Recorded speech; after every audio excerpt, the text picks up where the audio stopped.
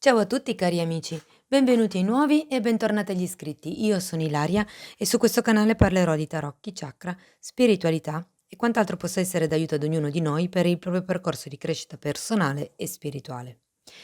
Con il video di oggi voglio darvi alcuni suggerimenti, alcuni trucchi per iniziare nel migliore dei modi quello che è il vostro percorso come cartomanti, ok? Quindi iniziamo subito da quelle che saranno le prime letture. Io vi consiglio di fare le prime letture a persone che comunque conoscete già, magari con persone con le quali avete confidenza, in modo che se, durante la lettura non vi ricordiate bene il significato di una carta, possiate tranquillamente guardare il vostro quaderno degli appunti, senza sentirvi magari in soggezione o senza entrare in panico, insomma.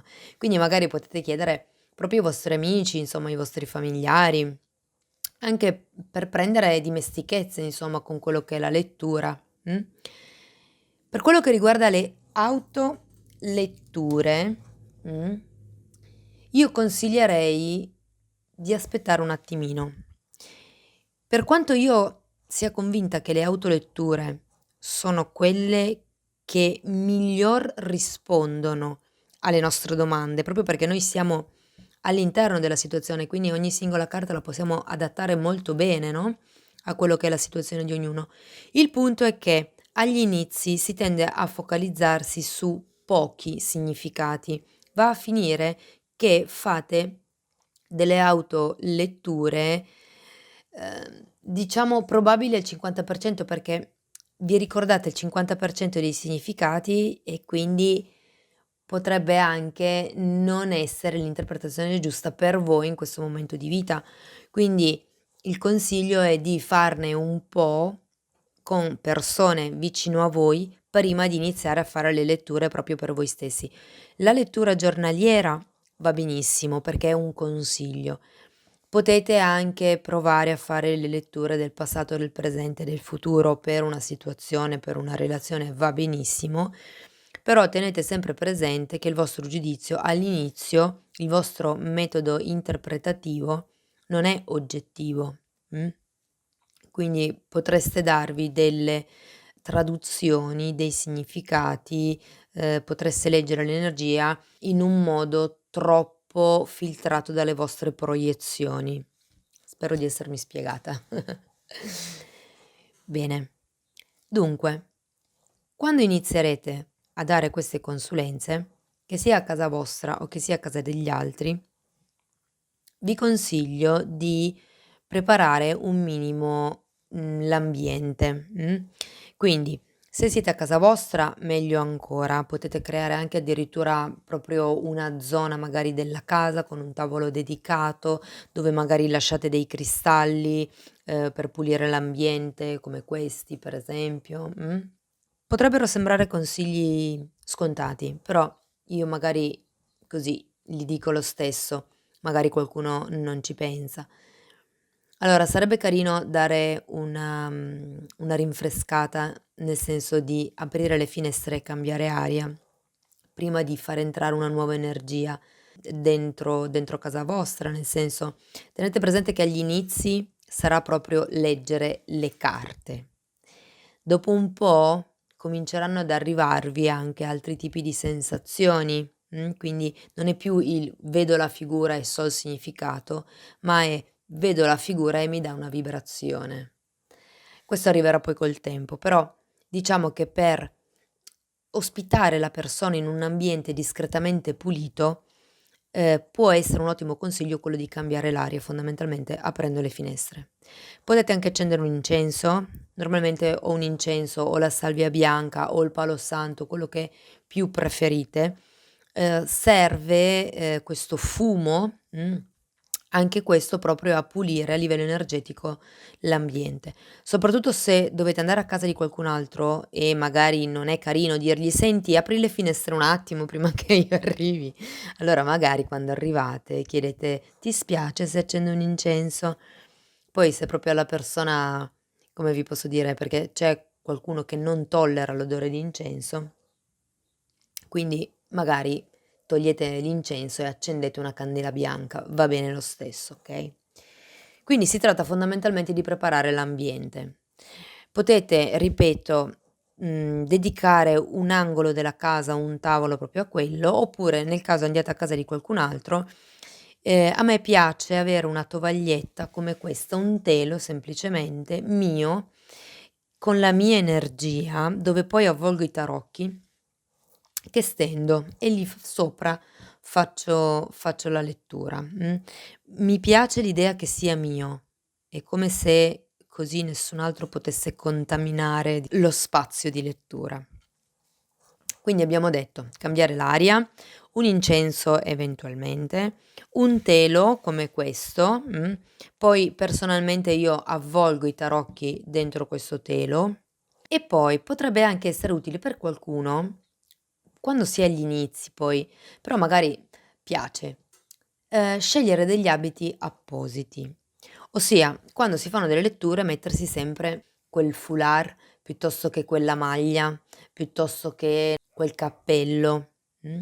Questo gesto serve soprattutto per le prime volte, poi non sarà più utile in questo senso, magari è solo a scopo di bellezza, però vi faccio un'ipotesi a karate che ci si mette la divisa, si entra in uno stato ben preciso, in uno stato mentale e in uno stato emotivo ben precisi, ed è un po' lo stesso scopo del mettere sempre quella stessa felpa, piuttosto che quella stessa sciarpa o gonna o pantalone o gioielli anche potrebbero essere, okay, quindi crea una vibrazione sulla quale voi vi potete sintonizzare più facilmente. È come se vi facesse entrare in quello che è la modalità cartomante, okay, mh? Quando entrerete in questa modalità, per qualcuno si amplieranno quelle che sono le percezioni, mh. Bene. Un consiglio, almeno per le prime volte, per i primi tempi, fino a quando non vi sentite sicuri di quello che è il significato della carta in sé, se vi capita una carta al rovescio, voi semplicemente con eleganza le prendete e le girate al contrario, senza problemi, e non le leggete. Questo perché? Perché è già abbastanza complicato così quando si inizia a ricordare tutti i significati delle varie carte, Se dovete anche ricordare i significati delle carte al contrario, non ne uscite più, vi passa la passione, perché poi c'è troppa roba da imparare. Quindi, personalmente, io agli inizi, ma per molti anni poi in realtà, non leggevo le carte al contrario. Ho iniziato poi dopo un po', quando avevo abbastanza padronanza di quello che era tutto il significato di ogni singola carta dei tarocchi. Un'altra cosa che ci tengo a dire è che si dice che i tarocchi vadano pagati. La consulenza di cartomanzia va pagata. Ora siete agli inizi, siete voi che avete bisogno di cavie, quindi non potete dire alla gente: "Okay, ho bisogno di esercitarmi, ma mi devi pagare." Quindi potete tranquillamente chiedere una piccola offerta. Una piccola offerta può essere anche 50 centesimi, non importa. È il gesto di ricambiare lo sforzo e il tempo che voi avete dedicato a questa persona. Perché ripeto, agli inizi sarà proprio un quasi un esercizio di memoria, no, questa carta vuol dire questo, questa carta vuol dire quell'altro, okay, è un esercizio logico. Arriverà ad un certo punto, a furia di farli, dove davvero avrete delle sensazioni quando vedrete la carta, quando girerete la carta vi arriverà una sensazione. Un po' più in là magari inizieranno ad arrivarvi anche parole, odori, sapori, mh? Quindi magari anche immagini. Quindi si tratta poi di riuscire a dare un valore a quello che è l'impegno che voi ci state mettendo, a quello che è il lavoro che voi state facendo, okay? Non vi spaventate se non volete che arrivino certi tipi di sensazioni, certi tipi di vibrazioni, okay, nel senso che se una persona non vuole un certo tipo di sensibilità, quindi non è aperto a questo tipo di ricettività, non si sviluppa. Quindi non vi fate spaventare se dite: "No, io no c'ho già abbastanza voci nella mia testa così, non voglio altre voci". Va bene, non importa, cioè nel senso, se voi non prestate attenzione questi sensi non si sviluppano.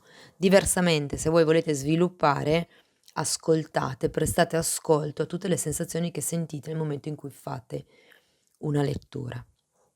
A tal proposito, voglio anche consigliarvi di pensare a quello che è la vostra protezione a livello energetico. Perché? Soprattutto se andate a casa di altre persone, okay, giustamente abbiamo detto che non potete fare come se foste a casa vostra, apro un attimo le finestre, sì, potete usare l'incenso, ma non a tutti piace. La candela bianca va benissimo, ma il fumo diciamo così che è un po' debole, quindi vi consiglio, quando tirate fuori il vostro telino, di portarvi anche quello che è un cristallo di protezione e potrebbe essere uno tipo questo che è un'ossidiana nera. Mh. Io ne ho anche sempre un altro al collo che è questo. Vediamo se si vede. L'ossidiana nera è un quarzo adatto proprio alla protezione, ha questa potenzialità di assorbire le energie negative. Quindi nel momento in cui voi andate a casa di qualcun altro, se c'è qualche persona che magari a livello energetico è molto scarica e tende a, come vi posso dire, risucchiare la vostra energia e magari rilascia nell'ambiente quello che sono delle vibrazioni negative, e questo lo capite perché la persona si lamenta, è no per tutto, una visione molto pessimistica della vita, ha un sacco di problemi, vede tutto negativo. Con questo voi proteggete il vostro campo energetico dall'assorbimento di queste energie che alla fine non sono vostre e che comunque vi appesantiscono. Uscirete poi da quella lettura che sarete stanchissimi. Quindi un consiglio in più è proprio quello di proteggervi, quello di può essere o uno o l'altro. Diciamo che il vantaggio del ciondolo è quello che si può tenere sotto la maglia, quindi non si vede, resta un po' più discreto. Questo lo potete appoggiare sul tavolo, però se a me è capitato anche una persona molto maldestra che gesticolava molto con le mani così, gli ha dato un colpo ed è finito a terra.